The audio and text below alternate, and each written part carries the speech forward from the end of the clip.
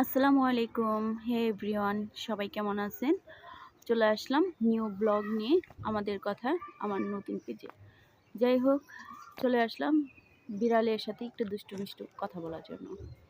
কেমন আছো তুমি বিড়াল? দেখেন তার বাচ্চাদের নিয়ে সে কি সুন্দর করে বসে আছে।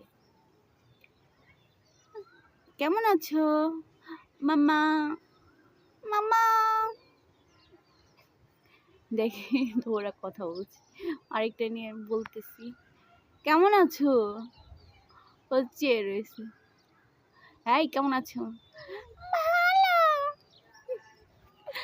যাই হোক, দুষ্টু মিষ্টি কথা বলার জন্য এই বাচ্চাদের নিয়ে এভাবেই বসে আছিস, লজ্জা শরম নাই?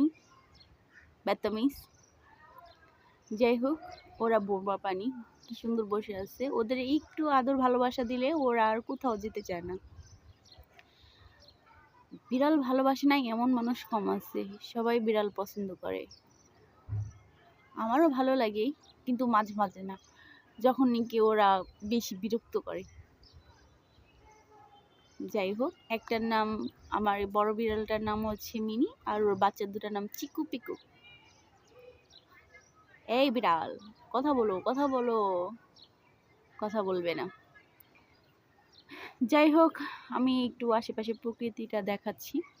দেখেন আশেপাশের আজকে আবহাওয়াটা অনেক সুন্দর, যার কারণে আবহাওয়াটার আমার মানে সিনারিটা খুব সুন্দর আসছে।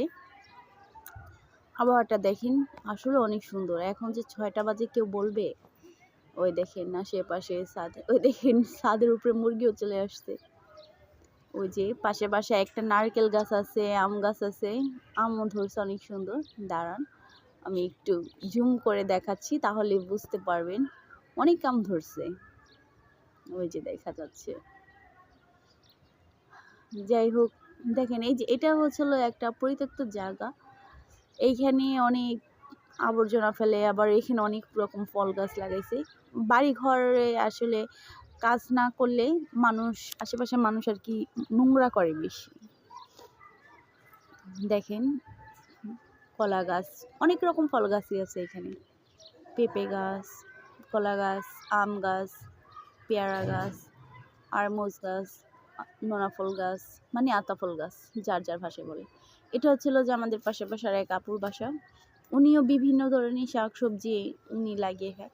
আসলে নিজের বাড়িতে থাকলে এটা ওটা লাগিয়ে খাওয়া যায়, হাঁস মুরগি পালা যায়। কিন্তু দেখা যাচ্ছে যে যে কেউ ভাড়া নেয় সে সমস্ত জায়গায় এত কিছু করা যায় না আসলে। মানে অন্য সাইটের লোকেরা অবজেকশন জানায়, কিংবা বাড়িওয়ালারাও অবজেকশন জানায়। যাই হোক, একটু প্রকৃতিটা দেখেন। সবাই আমাকে সাপোর্ট করবেন, আমার পেজে একটা লাইক কমেন্ট করে দিবেন, শেয়ার করবেন এবং প্লিজ চ্যানেলটা সাবস্ক্রাইব করবেন।